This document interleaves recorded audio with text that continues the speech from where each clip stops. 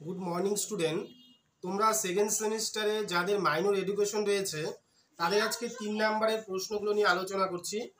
তোমাদের সাজেশন বেশ কিছু বিষয়ে সাজেশন দেওয়া হয়ে গিয়েছে, তোমরা সেই সাজেশনগুলো ফলো করো। আচ্ছা, তোমাদের প্রথম যে প্রশ্ন আমি সিলেবাসের প্রথম থেকে একদম বলছি। ফার্স্ট প্রশ্ন রয়েছে তোমাদের শিক্ষার অর্থ, মিনিং অফ এডুকেশন। খুব ভালো করে দেখতে হবে। শিক্ষার অর্থ কথাটি আলোচনা করছি, একটু শুনবে তোমরা। যে শিক্ষা কথাটি সংস্কৃত ধাতু শাস থেকে এসেছে, যার অর্থ হলো শাসন করা বা পরিচালনা করা। তাহলে শিক্ষা শব্দটি সংস্কৃত ধাতু শাস থেকে এসেছে, যার অর্থ বললাম শাসন করা বা পরিচালনা করা। ঠিক তেমনি এই অর্থ যদি আমরা বাংলায় বিশ্লেষণ করি তাহলে সেটি বিদ ধাতু থেকে এসেছে। বিদ কথার অর্থ হচ্ছে বিদ্যা, অর্থাৎ জ্ঞান অর্জন করা। ঠিক তেমনি আমরা জানি যে শিক্ষা বিজ্ঞানের ইংরেজি অর্থ হচ্ছে এডুকেশন, যেটি ল্যাটিন শব্দ থেকে এসেছে এবং ভিন্ন ভিন্ন কতগুলো ল্যাটিন শব্দ থেকে এসেছে। এডুকেয়ার, এডুকেটাম, এইভাবে ভিন্ন ভিন্ন কতগুলো শব্দ থেকে এসেছে। বোঝাই যাচ্ছে এডু কেয়ার, কেয়ার কথাটার অর্থ হচ্ছে যত্ন করা বা পরিচর্যা করা বা লালন পালন করা। একজন শিক্ষক তার শিক্ষার্থীকে লালন পালন করে বড় করে তোলেন, সেই জায়গাটায় বলা হচ্ছে এডু কেয়ার কথাটার অর্থ হচ্ছে লালন পালন বা পরিচর্যা করা। ঠিক তেমনি এডুকেটম, কেটম কথার অর্থ হচ্ছে ভেতর থেকে বাইরে নিয়ে আসা বা নিষ্কাশন করা। তাহলে আমরা শিক্ষা কথাটি আমরা যে বিশ্লেষণ পেলাম যে শিক্ষা কথাটি সংস্কৃত ধাতু শাস থেকে এসেছে এবং বাংলা বিদ ধাতু থেকে এসেছে। এই প্রশ্নটা তোমাদের ভালো করে দেখতে হবে। এরপরে তোমাদের যে প্রশ্নটি রয়েছে, শিশু কেন্দ্রিক শিক্ষা বলতে কি বুঝি। শিশু কেন্দ্রিক শিক্ষা বা চাইল্ড সেন্টার এডুকেশন। শিশু কেন্দ্রিক শিক্ষার প্রথমেই জানতে হবে শিশু কেন্দ্রিক শিক্ষার জনক হচ্ছে রুশো।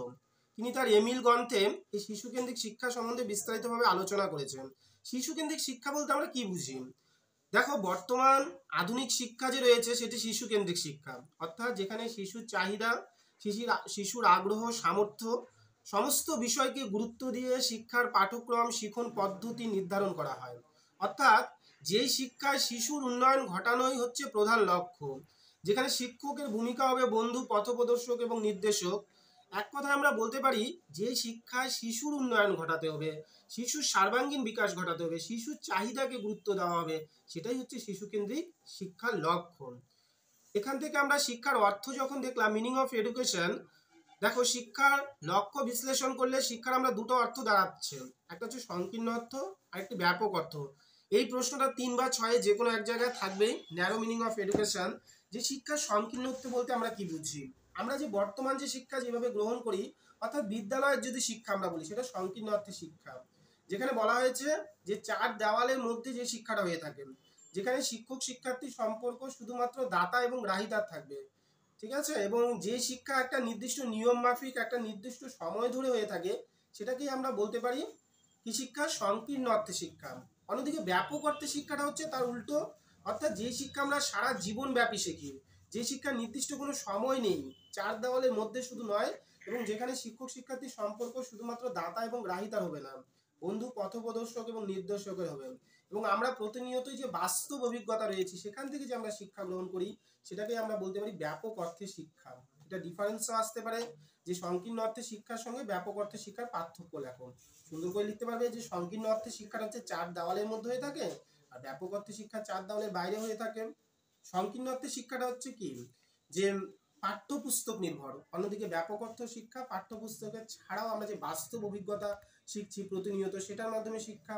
সংকীর্ণ অর্থে শিক্ষা হচ্ছে শিক্ষক শিক্ষার্থী সম্পর্ক, যেমন আমি বললামই দাতা গ্রাহিতার, এবং ব্যাপক অর্থে শিক্ষক শিক্ষার্থী সম্পর্ক আমি বলে দিলাম বন্ধু, পথপ্রদর্শক, নির্দেশক। এই শিক্ষা একটা নির্দিষ্ট সময় মাফিক হয়ে থাকে, আর বাকি শিক্ষাটা জীবনব্যাপী হয়ে থাকে। খুব ভালো করে এই প্রশ্নটা পড়বে, সংকীর্ণ অর্থে শিক্ষা এবং ব্যাপক অর্থে শিক্ষা। এরপরে আমরা যেটা দেখবো শিক্ষার ব্যক্তিতান্ত্রিক এবং সমাজতান্ত্রিক লক্ষ্য। এই প্রশ্নটাও খুব কমন, যে individual aims of education and socialist aims of education. আমরা যদি শিক্ষার লক্ষ্য বিশ্লেষণ করি দেখতেই পারবেন যে বেশ কিছু দার্শনিক রয়েছে যারা বলেছে যে শিক্ষার মধ্য দিয়ে ব্যক্তির উন্নয়ন করা দরকার, তাদেরকেই আমরা বলতে পারি ব্যক্তিতান্ত্রিক লক্ষ্যের সমর্থক। অর্থাৎ বলেছে শিক্ষার প্রধান লক্ষ্য হবে ব্যক্তির উন্নয়ন করা, সমাজের নয়। ব্যক্তি যদি একটি সমাজে যদি ব্যক্তির সর্বাঙ্গীন বিকাশ হয়, তাহলে স্বাভাবিকভাবে সেই সমাজেরও উন্নয়ন হবে। ব্যক্তি হচ্ছে প্রধান, যার অন্যতম সমর্থক আমরা জানি স্বামী বিবেকানন্দ, যিনি বলেছিল মানুষের অন্তর্নিহিত সত্তার পরিপূর্ণ বিকাশই হলো শিক্ষা। অন্যদিকে সমাজতান্ত্রিক কারা, যারা হচ্ছে বলেছে ব্যক্তির নয় সমাজের সর্বাঙ্গীন উন্নয়ন ঘটাতে হবে। একটি সমাজের যদি উন্নয়ন করা হয়, তাহলে সেখানে যারা রয়েছে ব্যক্তিবর্গ তাদেরও স্বাভাবিকভাবে উন্নয়ন হয়ে যাবে। হারবার্ট স্পেন্সার বলতে পারি আমরা, জন ডিউ, এরা প্রত্যেকেই সমাজতান্ত্রিক লক্ষ্যের সমর্থক রয়েছে।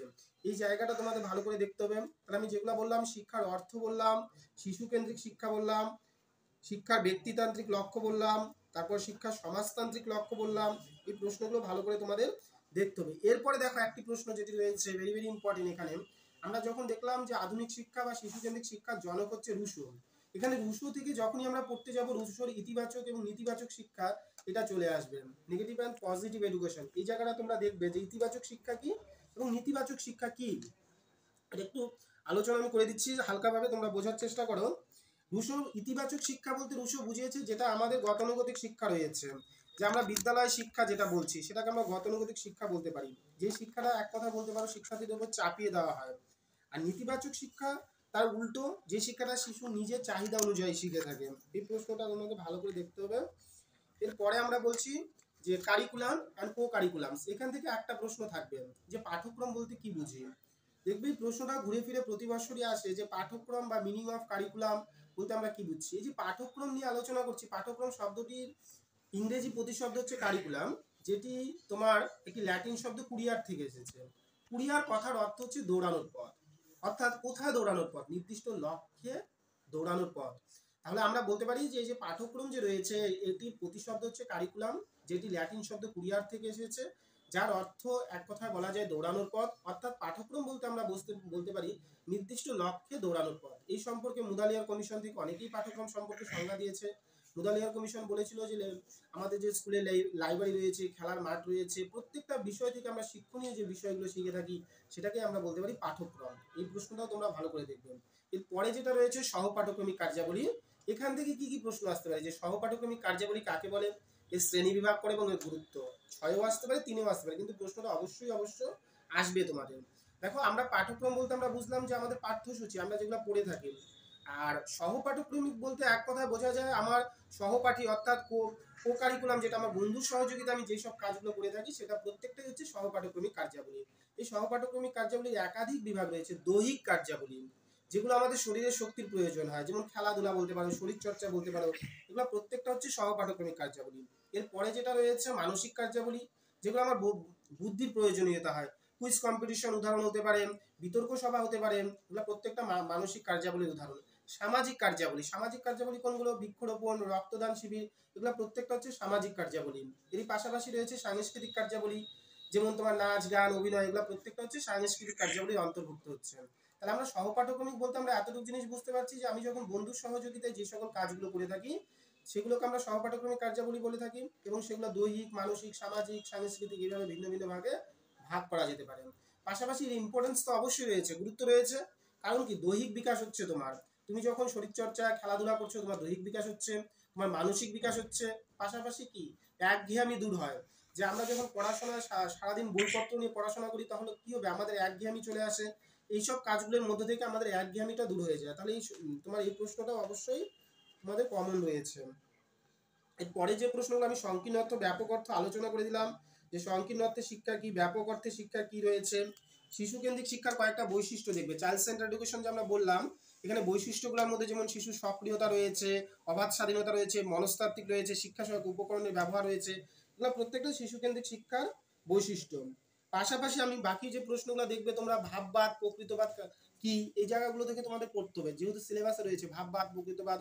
তারপরে বড় প্রশ্ন হিসাবে যখন তোমরা রবীন্দ্রনাথ পড়ে নিবে, ওটা ভালো করে পড়ে নিবে। ওখান থেকে যদি আলাদাভাবে আসে যে রবীন্দ্রনাথের মতে শিক্ষার লক্ষ্য কি, এই জায়গাটা দেখতে হবে তোমাদের।